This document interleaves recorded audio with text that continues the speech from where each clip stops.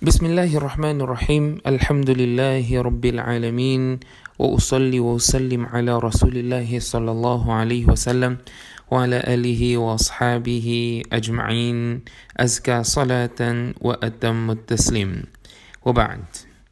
عن عياض ابن هلال قال: قلت لأبي سعيد رضي الله عنهم: أحدنا يصلي فلا يدري كيف صلى، فقال: قال رسول الله صلى الله عليه وسلم: إذا صلى أحدكم ولم يدري كيف صلى فليسجد سجدتين وهو جالس.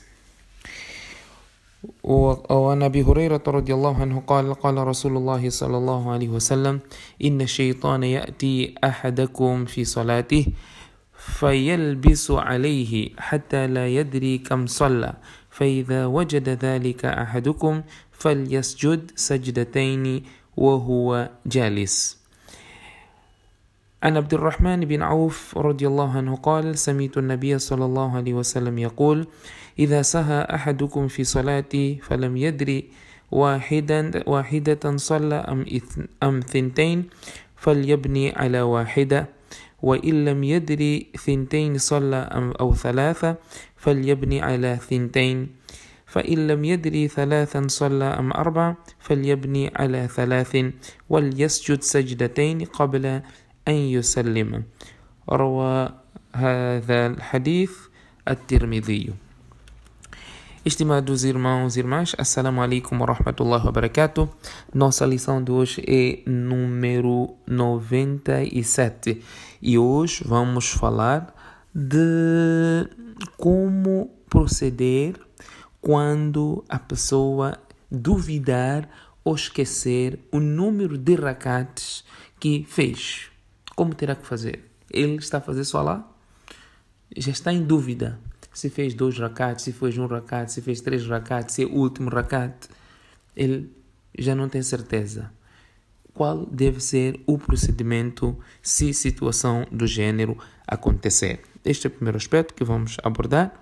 Segundo aspecto será relacionado ao salat calçado. Fazer salat enquanto está calçado, tem sapato. Será que vale? O que o Sharia diz relacionado a isso? Se o tempo nos permitir, iremos para o segundo tema. E se não, na próxima aula, inshallah ta'ala. Quanto ao primeiro aspecto, que o hadith foi narrado por Abi Sa'id al-Khudri radiyallahu anhu. Ele foi questionado por Hilal. Foi questionado por Iyad bin Hilal.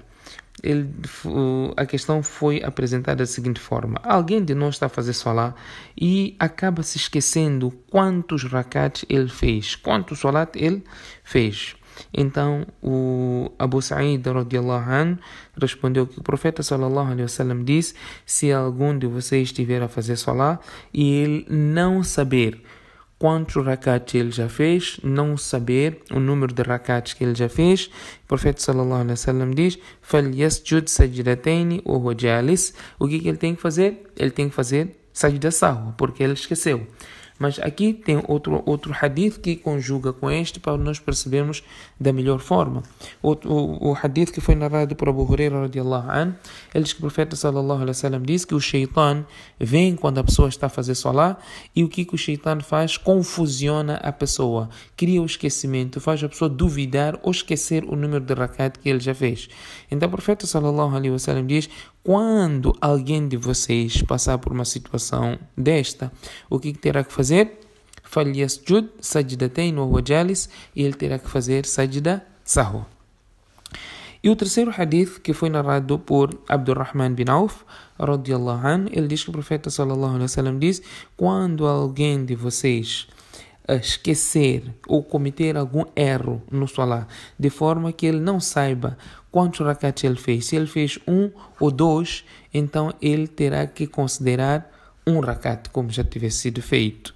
E se ele duvidar se fez 2 ou 3, então ele deve considerar que fez 2. E se ele duvidar se fez 3 ou 4, então ele terá que considerar como se tivesse feito 3, o profeta sallallahu alaihi wasallam diz, no fim, este indivíduo terá que fazer sajdatul sahw, quer dizer, fazer os 2 sajdas antes de fazer o salam. Quanto a esta questão, os ulama explicam de várias formas. Uns ulamás dizem que se é pela primeira vez que esse esquecimento está a acontecer, então o seu solá torna-se inválido. Então ele terá que repetir o solá. Se for pela primeira vez, o solá torna-se inválido e ele terá que repetir o solá.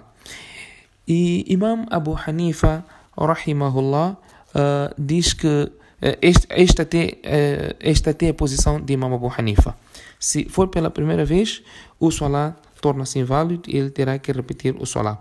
Mas se for situação que acontece constantemente, o que ele terá que fazer? Ele terá que puxar pela sua mente, ver em que rakat ele está. Né? Ele tentar ter uma certeza, né, de em que rakat ele está, se é 2 ou 3, até que ele tenha a certeza de que rakat ele está. E se ele conseguir, então ele vai manter naquilo que a mente lhe tranquilizar. E se ele não conseguir fazer isso, então ele tem que optar pelo número inferior, assim como o hadith aqui nos explana. Optar pelo número inferior. Se ele duvida, se fez 2 ou 3, então ele tem que considerar 2. Se ele duvida, se fez 3 ou 4, então ele tem que considerar como se tivesse feito 3 rakats. E assim sucessivamente, e em todos os rakats ele terá que sentar, provavelmente pode ser o último rakat aquele, então o tashahhud estará lá feito. Então ele terá que considerar o rakat, o número de rakats inferior, e terminar o salat desta forma, contando como se fosse o número inferior, e sentar em todos os rakats e depois no fim fazer sajdatul sahw. Enquanto que a maioria de alims, como Imam Thalatha, Imam Shafi, Imam Malik, Imam Ahmad bin Hanbal, eles vão direto ao assunto. Se ele duvida se fez 2 ou 3, como o hadith diz, aqui ele não considera que tivesse feito 2 rakats. Se duvida fez 4 ou o 3, ele logo terá que basear-se como se tivesse feito 3 rakats, levar o número inferior, porque o número inferior é de certeza. Ele tem certeza daquilo, e é 3 ou 4. Se ele optar por 4, poderá ser 3 rakats, a verdade. Mas se ele opta por 3, onde duvida se é 3 ou 4, então ele tem certeza que é 3º rakat, então o salat dele estará correto desta maneira, onde ele opta pelo número inferior de rakats e não o número maior de rakats, porque há esta possibilidade. Quanto ao segundo aspecto, que é relacionado ao salat calçado, fazer salat enquanto a pessoa está calçada. Qual é a regra do Sharia relacionado a isso? Foi perguntado a Anas bin Malik radiyallahu anhu que o profeta sallallahu alaihi wasallam fazia salat calçado. Akana Rasulullah sallallahu alaihi wasallam yusalli fi na'alayhi? Qala na'am. O profeta sallallahu alaihi wasallam fazia salat calçado? Anas radiyallahu anhu disse sim. O profeta sallallahu alaihi wasallam fazia salat calçado. Nós vamos encontrar outro hadith onde o profeta sallallahu alaihi wasallam disse para nós fazermos salat calçado, contrariando os judeus, porque os judeus não fazem salat calçado. Nós vamos encontrar outro hadith onde o profeta sallallahu alaihi wasallam, assim como os sahabas, estavam todos a fazer salat calçados, e no salat o profeta sallallahu alaihi wasallam descalçou no salat. Então os sahabas também descalçaram, porque viram o profeta sallallahu alaihi wasallam a descalçar. Quando o salat terminou, o profeta sallallahu alaihi wasallam perguntou o motivo dos sahabas terem descalçado. Então os sahabas responderam: nós descalçamos porque nós vimos a ti, o profeta de Allah, a descalçar. Então nós também imitamos aquilo que tu estavas a fazer. Então o profeta sallallahu alaihi wasallam disse: vocês não podem fazer isso, não tinham que fazer isso. Eu descalcei porque Jibril veio e informou-me naquele momento que os meus calçados tinham alguma impureza, por isso que eu descalcei. Nestes hadiths todos que nós mencionamos aqui, o primeiro aspecto que temos a perceber é a permissibilidade de fazer salat calçado.